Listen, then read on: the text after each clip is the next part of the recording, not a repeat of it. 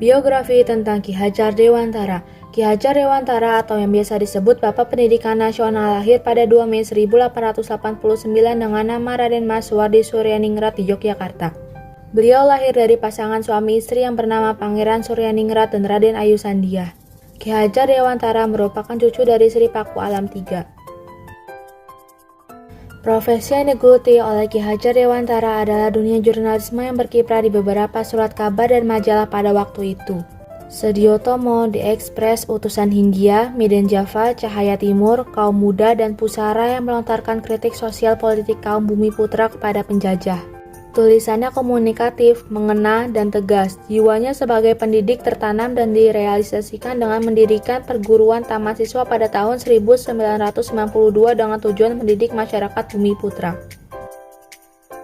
Ki Hajar Dewantara mendirikan sebuah perguruan yang bercorak nasional. Ini adalah lembaga pendidikan yang memberikan kesempatan bagi para pribumi kelas bawah untuk bisa memperoleh hak pendidikan seperti halnya para priai maupun orang-orang Belanda. Dibangun pada tanggal 3 Juli 1922 pada waktu pertama kali didirikan, sekolah taman siswa ini diberi nama National Onderwijs Instituut Taman Siswa. Taman siswa selalu menekankan prinsip nasionalisme dan kemerdekaan dalam pelaksanaan pendidikannya. Taman siswa juga bersikap non-kooperatif terhadap pemerintah kolonial Belanda. Konsep trilogi Ki Hajar Dewantara. Konsep trilogi Ki Hajar Dewantara yang digunakan sebagai pijakan yaitu Ing Ngarso Sung Tulodo, Ing Madya Mangunkarso, Tutwuri Handayani.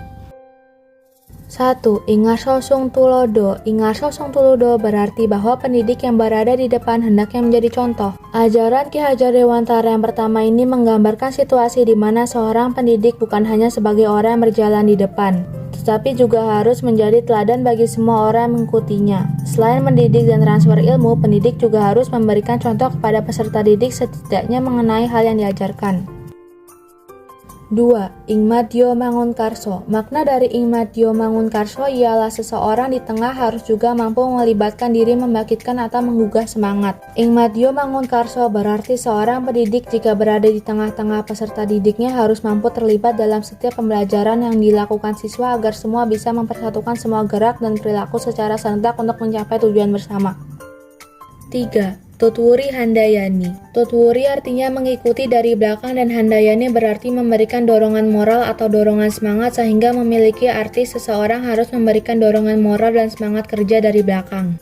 Pendidik harus mampu memberikan kemerdekaan kepada peserta didik dengan perhatian sepenuhnya untuk memberikan petunjuk dan pengarahan. Ki Hajar Dewantara juga menyebutkan tujuan trilogi tersebut adalah sebagai berikut.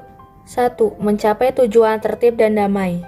2. Membentuk manusia yang merdeka. Tertib tidak akan tercapai jika tidak ada damai antar manusia. Manusia yang merdeka lahir dan batin adalah individu yang merdeka perasaannya dan merdeka perbuatannya. Masyarakat tertib dan damai hanya terwujud dalam satu kehidupan bersama berdasarkan cinta dan kasih sayang antar sesama, sama dalam hak dan kewajiban, sama derajat dan martabatnya.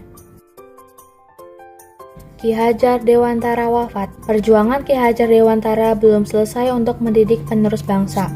Namun ia sudah wafat terlebih dahulu pada 26 April 1959 pada saat beliau berumur 69 tahun. Ia dimakamkan di pemakaman keluarga Taman Siswa Wijaya Brata, Yogyakarta.